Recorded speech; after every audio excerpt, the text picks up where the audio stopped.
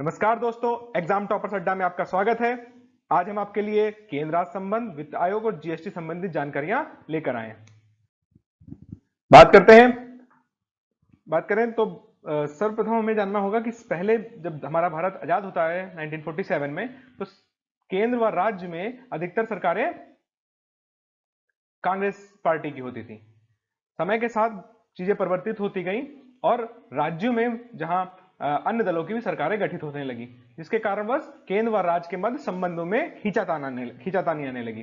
तो उसी आधार पर विभिन्न आयोगों को विभिन्न समितियों का गठन किया गया, केंद्र राज्य संबंध के आधारों को पुनः व्याख्यात करने के लिए।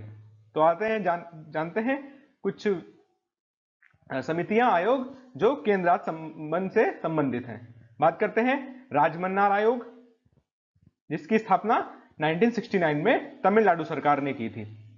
इसके अंतर्गत मुख्य सिफारिशें क्या हैं? तो मुख्य सिफारिशें जो इंपॉर्टेंट है एग्जाम के लिए वही मैं बताऊंगा यहाँ पर। अखिल भारतीय सेवाओं को समाप्त करने की सिफारिश की थी इन्होंने। राजमन्नार आयोग ने अखिल भारतीय सेवाओं को समाप्त करने की सिफारिश की थी। यह क्वेश्चन कई बार पूछा जा चुका है विभिन्न परीक्षाओं में। बात करते हैं, इन्होंने एक और सिफारिश दी थी, अवशिष्ट शक्तियों को राज्यों को आवंटित करने के लिए कहा था। अवशिष्ट शक्तियां किसके पास हैं? केंद्र के पास होती हैं, जबकि इन्होंने राजमन्नार आयोग ने समिति ने सिफारिश दी थी कि अवशिष्ट शक्तियां राज्यों को दे दी जानी चाहिए।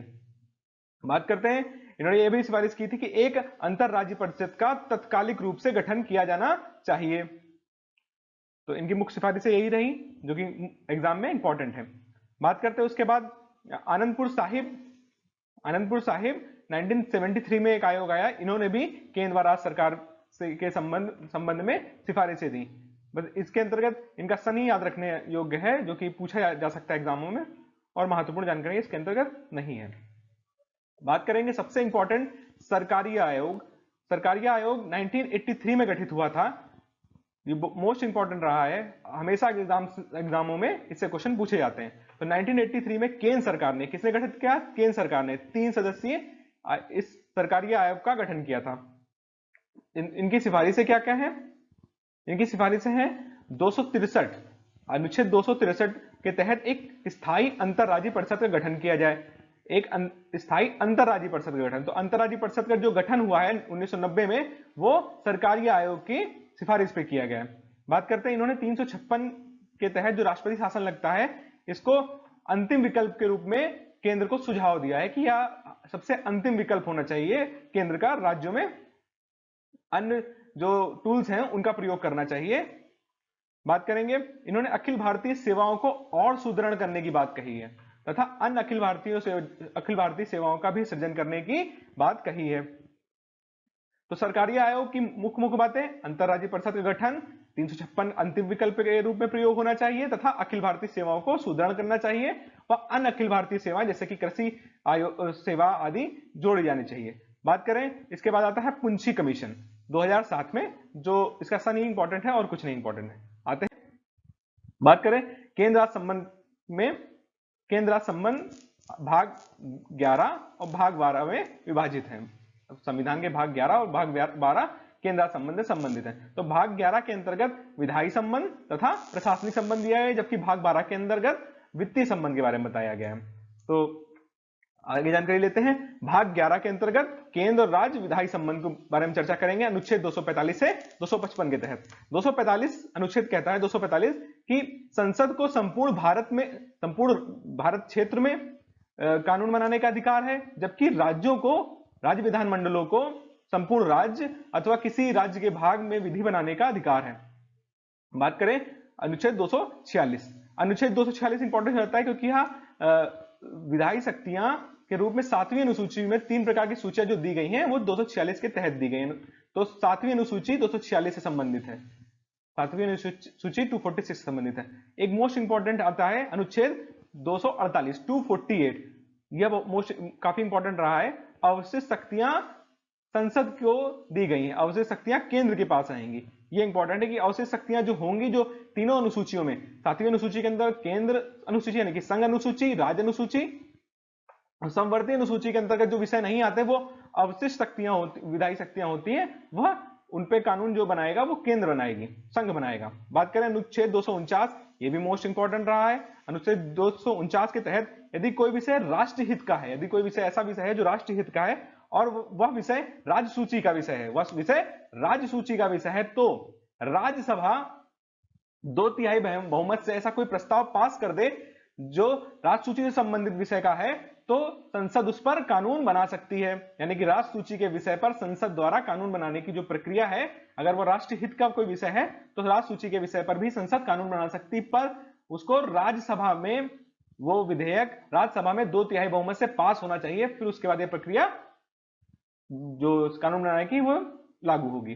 बात करें अनुच्छेद 249 की, इसके तहत यदि आपातकाल लगा हुआ है, आपातकाल की उद्घोषणा प्रवर्तन में है, तो राष्ट्र सूची के विषय में संसद कानून बना सकती है। संसद को शक्ति मिल जाती है कि राष्ट्र सूची के विषय पर कानून बना सकती है।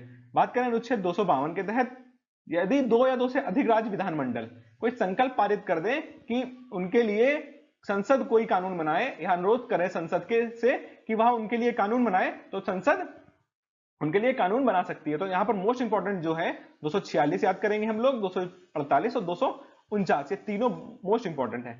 आगे चलेंगे, केंद्र राज्य के मध्य प्रशासनिक संबंध, ये भी भाग 11 के अंतर्गत आता है, अनुच्छेद 256 से 263 के तहत। तो बात करेंगे इसमें जो मुख्य आर्टिकल है, जो मोस्ट इंपॉर्टेंट रहे, जो एग्जामों में पूछे जाते हैं, उन्हीं की चर्चा कर रहे हैं। तो अनुच्छेद 262, इसके अंतर्गत अंतर्राज्यीय जल विवाद, नदी जल विवाद और जल विवाद भी आता है। इसके अंतर्गत निपटारे हेतु भारतीय संविधान में प्रावधान किए गए। 262 नदी जल विवाद संबंधित है, ये इंपॉर्टेंट है, बस इतनी बात इसमें है जो मुख्य है। बात करें इसके तहत ही अंतरराज्यीय नदी जल विवाद अधिनियम 1956 का प्रादुर्भाव हुआ, यानी कि जो यह अधिनियम बना है अंतरराज्यीय जल विवाद अधिनियम, नदी जल विवाद अधिनियम 1956, तो 262 के तहत बना। ये एग्जामों में पूछा गया है कि किस सन में यह बना था।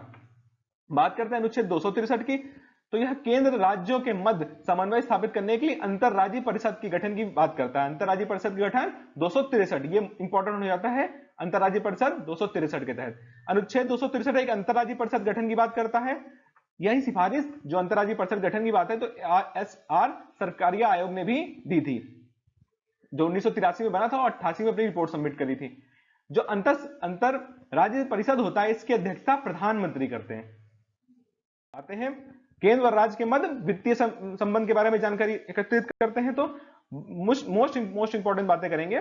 देखिए, ये भाग 12 के अंतर्गत आता है, ये पूछा गया है किस भाग के अंतर्गत आता है, तो भाग 12 के अंतर्गत 268 से 293, अनुच्छेद 268 से 293 के तहत बात करें। इसके अंतर्गत क्या क्या है, तो मोस्ट इंपॉर्टेंट चीजें जो है जो एग्जाम में पूछी जाएंगी उन्हीं पर बातें करूंगा। तो अनुच्छेद 266 के तहत संचित निधि, केंद्र की संचित निधि व राज्य की संचित निधि जो है वो 262 के तहत है। बात करेंगे अनुच्छेद 267, इसके अंतर्गत आकस्मिक निधि का प्रावधान है, आकस्मिक निधि का प्रावधान 267 के तहत है, ये पूछे गए आर्टिकल है। बात करें 275, तो संसद को इस बात का अधिकार प्रदान करता है कि वह ऐसे राज्यों को उपयुक्त सहायता अनुदान, कौन सा अनुदान, grant in aid, grant in aid यानी कि सहायता अनुदान देने का प्रावधान करती है। तो 275 सहायता अनुदान। बात करेंगे 280, मोस्ट इंपॉर्टेंट है, आर्टिकल 280, अनुच्छेद 280 के अंतर्गत अर्ध न्यायिक निकाय के रूप में वित्त आयोग की स्थापना की जाएगी। समय समय पर 5-5 वर्षों में वित्त आयोग की स्थापना की जाएगी। वित्त आयोग क्या करेगा, वित्तीय संसाधनों के प्रबंधन के तौर तरीके और विभाजन योग्य संसाधनों का नियमन करेगा। जो विभाजन, जो वित्त का विभाजन होगा केंद्र राज्यों के मध्य, वो 280 के तहत वित्त आयोग करेगा। बात करें वित्त आयोग के बारे में और जानकारी ले लेते हैं, तो वित्त आयोग आर्टिकल 280, 280 के तहत है। इसके अंतर्गत एक अध्यक्ष और 4 सदस्य होते हैं। इसकी नियुक्ति राष्ट्रपति द्वारा की जाती है।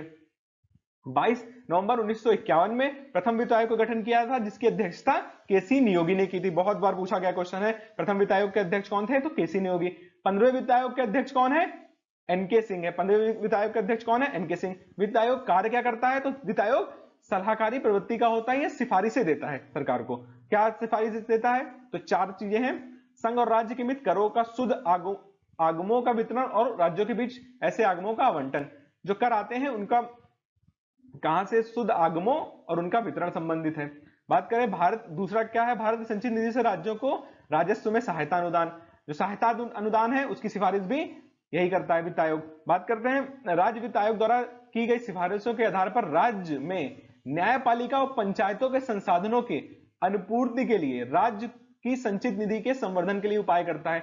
यदि राज्य वित्त आयोग सिफारिश करेगा कि नगर पंचायतें और पंचायतों के लिए वित्त की व्यवस्था करे, तो यह जो है केंद्र स्तर पर वित्त आयोग जो होता है वह भारत की संचित निधि से राज्य की संचित निधि में पैसा देगा नगर पालिका नगर पंचायतों के लिए। तो इसकी चौथी सिफारिश यह है कि राष्ट्रपति द्वारा कोई ऐसा विषय इसको प्रदान किया जाए जिसपे ये अपनी सिफारिश दे। आगे चलते हैं, बात करें जीएसटी। जीएसटी के अंतर्गत वित्त केंद्र और राज्य के वित्त संबंध है, उसके अंतर्गत जीएसटी भी एक महत्वपूर्ण विषय है। तो जीएसटी का जो संविधान संशोधन है ये इंपॉर्टेंट हो जाता है। कब हुआ था? 101वां संविधान संशोधन है। कौन सा? 101वां संविधान संशोधन 101 2016 में हुआ था।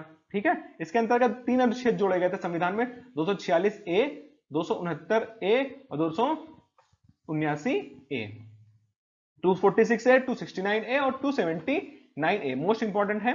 1 जुलाई 2017 से लागू है जीएसटी, 1 जुलाई 2017 से लागू है। बात करेंगे 246A के अंतर्गत क्या है, तो इसके अंतर्गत केंद्र सरकार को यह शक्ति दी गई है कि वह जीएसटी के संबंध में कानून बनाए। जीएसटी के संबंध में सारे कानून केंद्र सरकार बनाएगी। इसमें सीजीएसटी एवं जीएसटी के संबंध में केंद्र व एसजीएसटी के संबंध में राज्य को पूर्ण शक्ति दी गई है। एसजीएसटी राज्य से संबंधित है, जबकि सीजीएसटी केंद्र से संबंधित है। बात करेंगे 269A के तहत क्या है, तो इसके तहत आईजीएसटी यानी कि जो व्यापार अंतर राज्य व्यापार होता है, इंटर स्टेट ट्रेड होता है, उसमें जो कर की वसूली होगी वो केंद्र सरकार करेगी और वो जो पैसा आएगा उसको केंद्र सरकार राज्यों में बांट देगी। तो उसके तहत आईजीएसटी लगता है। बात करें 279A, यह जीएसटी परिषद की संरचना की बात करता है। जीएसटी परिषद की संरचना की बात करता है। तो जान लेते हैं जीएसटी परिषद है क्या। तो जीएसटी परिषद आर्टिकल अनुच्छेद 279A के तहत गठित करी गई है। इसकी अध्यक्षता वित्त मंत्री करते हैं। क्वेश्चन पूछा गया है कई एग्जामों में, जीएसटी परिषद की अध्यक्षता कौन करता है, तो वित्त मंत्री करते हैं। तो इसके मुख्य प्रावधान जो केंद्र संबंध से संबंधित है, वित्त आयोग से संबंधित है और जीएसटी संबंधित है, वो मैंने यहाँ पे बता दिए। अब आते हैं अपने अगले वीडियो में आएंगे। नमस्कार दोस्तों, चैनल को सब्सक्राइब और शेयर करते हैं।